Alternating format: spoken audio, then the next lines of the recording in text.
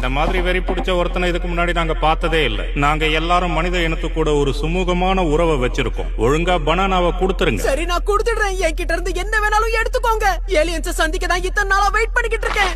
ஏன்னா எனக்கு சொல்லிக்கிற மாதிரி ஃப்ரெண்ட்ஸ் யாரும் கிடையாது.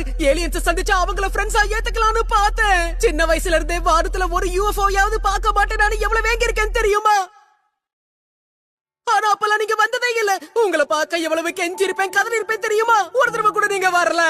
என் கூட படிச்சவங்க எல்லாம் எனக்கு எப்படி ஓட்டினாங்க தெரியுமா? இருந்தாலும் ஏலியன்ஸ் மேல இருந்த நம்பிக்கை எனக்கு குறையவே இல்ல. இந்த உலகத்துல இது வரைக்கும் யாரும் என்ன மதிச்சதே கிடையாது. ஆனா மிஸ் அயாசி அப்படி கிடையாது. முதல் தடவையா எனக்கு சப்போர்ட் பண்ணி அவங்க தான் நின்னாங்க. அவங்க மேல கையா வச்சா உன்னை துண்டு துண்டா வெட்டி போட்டுருவேன்.